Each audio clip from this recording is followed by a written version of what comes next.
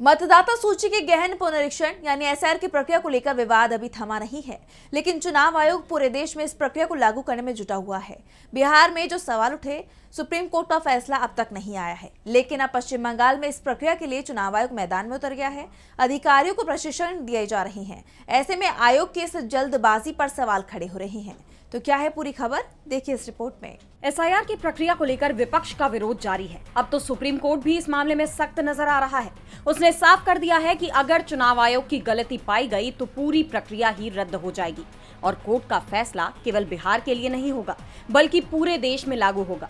ऐसे में एक तरफ कोर्ट ने चुनाव आयोग और इस प्रक्रिया को चुनौती देने वाले सभी पक्षों को अगली सुनवाई तक अपनी दलीलें तैयार करने के निर्देश दिए हैं, तो चुनाव आयोग अपनी इस प्रक्रिया को आगे बढ़ाने में जुट गया। पश्चिम बंगाल में एसआईआर लागू करने के लिए चुनाव आयोग की तरफ से प्रशिक्षण शुरू कर दिया गया है।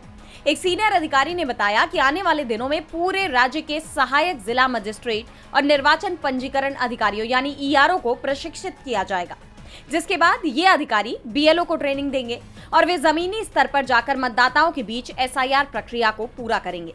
इसका उद्देश्य ये सुनिश्चित करना है कि प्रशिक्षक बूथ स्तर के अधिकारियों यानी बीएलओ को मतदाता सूची पुनरीक्षण प्रक्रिया को सटीक ढंग से पूरा करने के लिए ट्रेन करने में सक्षम हो।